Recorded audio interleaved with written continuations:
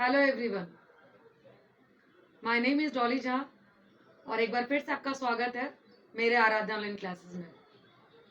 सबसे पहले मैं आप सबको धन्यवाद देना चाहूँगी कि इतने कम टाइम में आप लोगों ने मुझे इतने सारे लाइक्स और सब्सक्राइब्स दिए।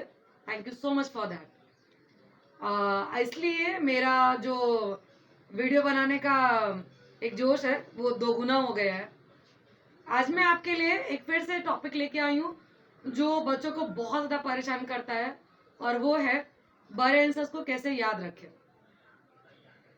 बच्चों, हम और आप एक चीज़ तो हमेशा देख रहे हैं कि जैसे जैसे हम ऊपर की क्लास में जाते हैं वैसे वैसे हमारे आंसर्स जो हैं वो ज़्यादा लॉन्ग होते जाते हैं और कभी कभी उस लॉन्ग आंसर्स को याद रखना बहुत मुश्किल होता है और हमें समझ में नहीं आता हम क्या करें।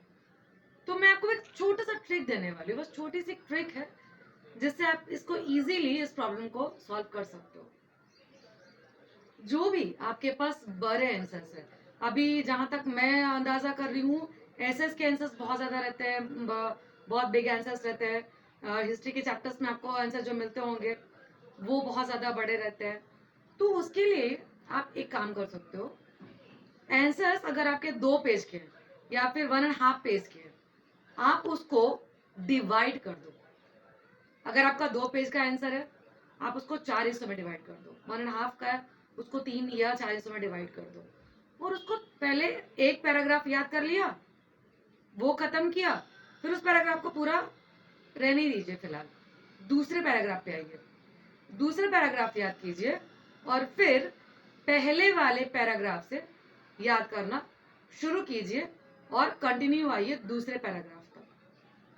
फिर इन दोनों पैराग्राफ को रहने देते हैं और अब हम याद करेंगे तीसरा पैराग्राफ। जब हम तीसरा पैराग्राफ याद करेंगे वो जब हमें पूरे अच्छी तरह से याद हो जाएगा, फिर हम दोबारा से पहले वाले पैराग्राफ से स्टार्ट करेंगे और पहला पैराग्राफ, फिर दूसरा, फिर तीसरा। अब कितना रह गया हमारे पास?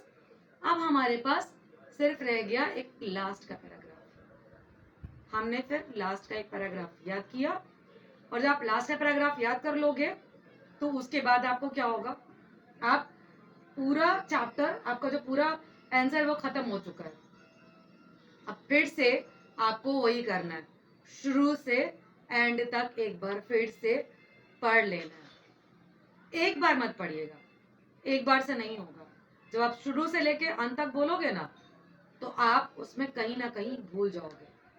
तो आप क्या करोगे, शुरू से लेकर अंत तक पढ़ने के लिए आप कम से कम 3 बार पढ़ो, कम से कम 3 बार पढ़ो। मैं फिर से दोहरा रही हूँ, जब आपके सारे पैराग्राफ खत्म हो जाएंगे एक आंसर्स के तो आप शुरू से लेकर अंत तक 3 बार पूरा पढ़ो और मैं आपको यकीन दिलाती हूँ कि ये जो आपका ट्रिक है आपको ज़रूर काम देगा लॉन्ग आंसर्स कंप्लीट करने के लिए और बहुत ही इजीली आप लॉन्ग आंसर को एक बार में याद रख पाएंगे।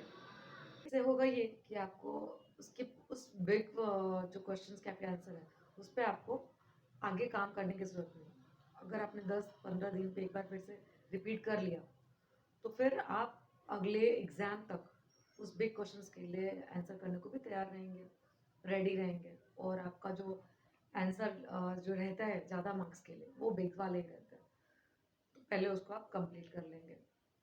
आज के लिए बस इतना ही और अगर आपको मेरा वीडियो पसंद आ रहा है तो please like, subscribe and share. और जैसा कि मुझे कमेंट्स में कुछ आए थे कि सब्सक्रिप्शन का कोई चार्ज है या क्या, ऐसा कुछ नहीं है। सब्सक्रिप्शन के लिए कोई चार्ज नहीं, ये यूट्यूब का मेरा जो चैनल है इसके ये कोई चार्जिंग, इसमें कोई चार्जिंग नहीं है। तो प्लीज़ सब्सक्राइब कीजिए और till the next video, bye, thank you so much.